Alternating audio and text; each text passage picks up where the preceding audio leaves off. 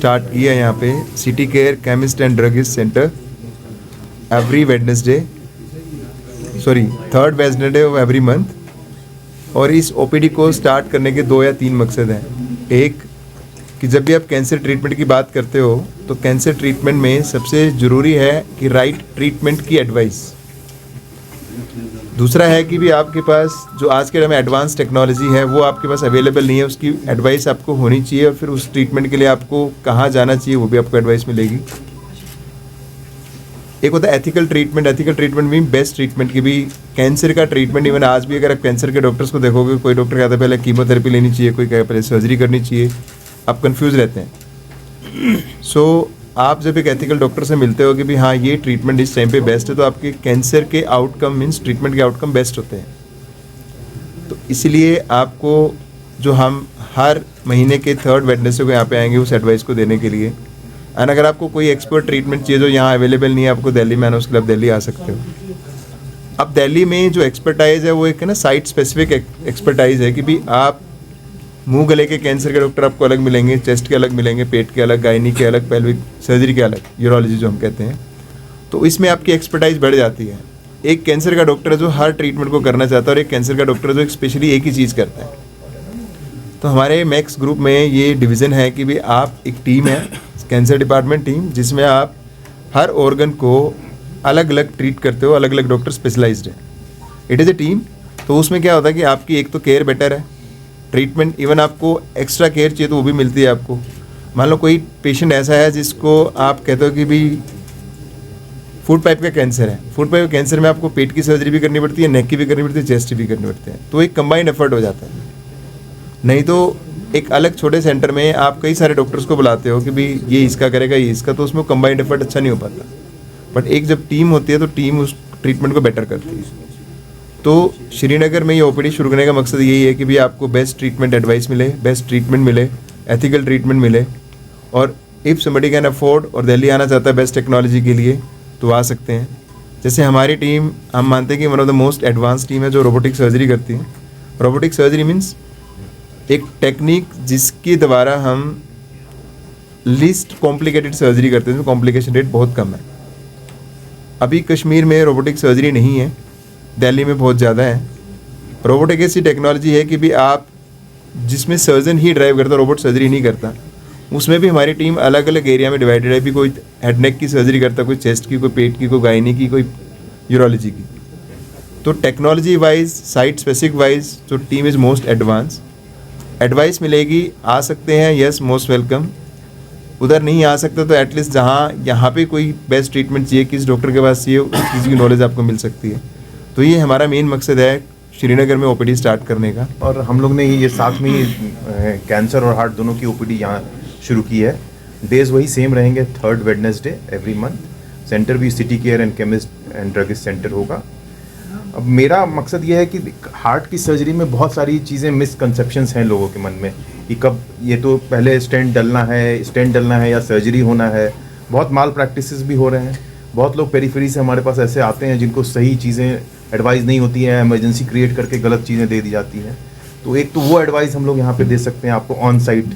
और फिर कुछ चीज़ें हैं जो कि यहाँ पे अब नहीं होती है। कश्मीर में ओपन हार्ट सर्जरीज उतनी रैम्पेंट नहीं होती है, बहुत रेयर है। बच्चों के हार्ट की सर्जरीज बहुत रेयर हैं। और हार्ट सर्जरी की ही सिर्फ अगर मैं बात करूँ तो बहुत सारी अब एडवांस टेक्नोलॉजी आ गई हैं। जैसे हम छोटे इंसीजन से मिनिमल इन्वेजिव सर्जरीज करते हैं। और हार्ट फेलियर की सर्जरीज जो कि बहुत कम सेंटर में होती है, हार्ट टीम के साथ होती है। आर्टिफिशियल हार्ट हुआ, हार्ट ट्रांसप्लांट हुआ, वो सब चीज़ों की भी सुविधा हमारे मैक्स हॉस्पिटल में है। तो एटलीस्ट हम यहाँ पे पेशेंट को सही गाइडेंस दे सकते हैं कि दे नीड दिस। फिर उनको हम एडवाइस, उनके फाइनेंसेस और उनके विल के हिसाब से हम लोग उनको एडवाइस भी दे सकते हैं कि हम उनको क्या मदद कर सकते हैं और यहाँ पे उनको क्या। और फॉलो अप करना तो हमारे लिए बहुत ही आसान हो जाएगा, पेशेंट के लिए भी बहुत ईजी हो जाएगा कि उनको बार बार दिल्ली के चक्कर नहीं लगे। क्योंकि बहुत सारे लोग दिल्ली आके परेशान हो जाते हैं, कहाँ जाएँ, किससे मिले, और फिर गलत डायरेक्शन देने वाले भी लोग बहुत हैं मार्केट में। तो इस ओपीडी से हमारा यही चाहते हैं कि हम पेशेंट को सही एडवाइस उनके घर के पास मिले और फिर आगे जो करना है जिस तरह से मदद होगी हम लोग करेंगे। तो हार्ट फेलियर तो एडवांस स्टेज हो गया बिकॉज ऑफ ब्लड थिकनिंग हो जाती है। कोविड जितने भी हमारे वायरसेस थे ना, उसके कारण ये प्रॉब्लम हुई थी। तो young heart attacks very common हो गए। और कोविड वैक्सीन के भी बहुत सारे स्टडीज़ आए हैं जिन्होंने प्री डिस्पोज कर दिया है यंग लोगों को। और दूसरी प्रॉब्लम ये हुई कि जो जब कोविड पीरियड आया ना, we went to a sedentary lifestyle, all of a sudden जो ब्लास्ट हुआ था, तो people went into that active lifestyle, gym join करना, ये तो उसके कारण भी ये बहुत सारी चीज़ें प्रेसिपिटेट हो गई, जो कि स्टेबल थे patient and they had heart attack. तो ये बहुत सारी चीज़ों के फैक्टर मिल के हुए हैं। We can not just say कि सिर्फ कोविड के कारण हुआ है, बट हाँ, चीज़ें रिलेटेड उस पैंडेमिक से ही है। अगर आपके एज के हिसाब से प्रिकॉशंस होते हैं, अगर आप यंग हैं, फिट हैं, तो रेगुलर हेल्थ चेकअप्स कराएं। अगर आपकी फैमिली में ऑलरेडी किसी को हार्ट की प्रॉब्लम है, तो you should go for advance health checkups. तो हम लोग मैक्स में हमारे प्रिवेंटिव हेल्थ चेकअप्स के पैकेजेस भी होते हैं। अगर कोई पेशेंट 30 ईयर्स का आया, उनको ये टेस्ट होने चाहिए, 40 ईयर्स में ये होने चाहिए, 50 ईयर्स में, तो उससे हम पहले डायग्नोज कर लेंगे। वो हार्ट अटैक आके हार्ट फेलियर में जाके इमरजेंसी नहीं क्रिएट होगी। तो प्रिवेंटिव हेल्थ चेकअप्स डेफिनेटली करना चाहिए, सबको करना चाहिए, अपने एज और अपने डॉक्टर से कंसल्ट करके करना चाहिए। अलका दहिया हूँ और मैं as a gynaec oncologist sir की टीम में जुड़ी हुई हूँ। सो ये आपको जान के बहुत हैरानी होगी कि ब्रेस्ट कैंसर, सर्वाइकल कैंसर और यूट्राइन कैंसर दुनिया में होने वाले सबसे कॉमन कैंसर्स हैं। और इसके 2-3 मेन रीज़न है। फर्स्ट कि लेडीज़ को हमने देखा है कि वो काफ़ी लेट अपनी प्रॉब्लम्स के साथ हॉस्पिटल में प्रेजेंट करती हैं, जिसकी वजह से डिज़ीज़ ऑलरेडी एक एडवांस स्टेज पे पहुंच जाता है और उसका ट्रीटमेंट उसी तरीके से डिफ़िकल्ट हो जाता है। सेकंड रीज़न ये है कि आज भी हमारे पास वो अवेयरनेस नहीं है कि इन बीमारियों को बहुत सिंपल टेस्ट कराने से प्रिवेंट किया जा सकता है, जिसे हम स्क्रीनिंग टेस्ट बोलते हैं।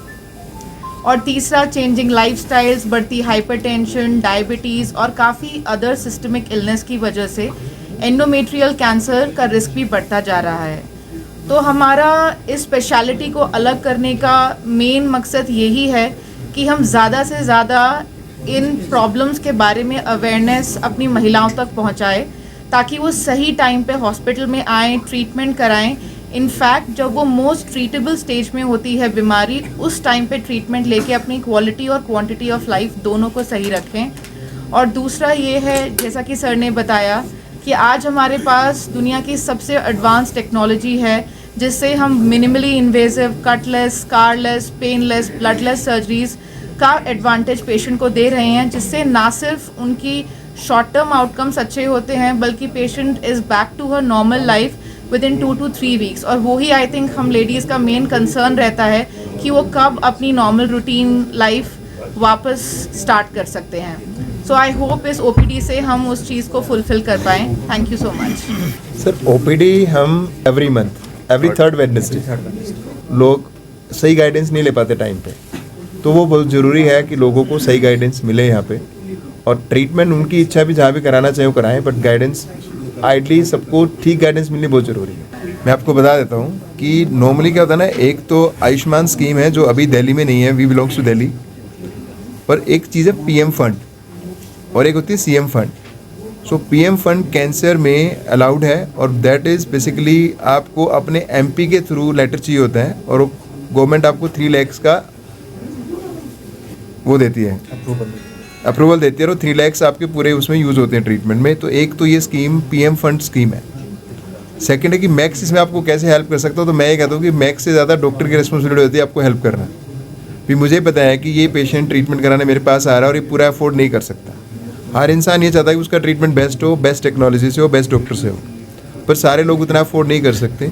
तो कुछ चीज़ें डिस्काउंट हमारे हाथ में, जो हमारी मेरी मैनेजमेंट मेरी बात सुनेगी कि मैं उसमें डिस्काउंट करूँ या नहीं करूँ। तो अगर किसी पेशेंट को रियली डिस्काउंट चाहिए तो वील डू दैट, बट अगर मान लीजिए पेशेंट को डिस्काउंट नहीं चाहिए, तो मांगते तो सारे लोग हैं डिस्काउंट, बट डॉक्टर को पता लग जाता है कि कौन नीडी है कौन नहीं है।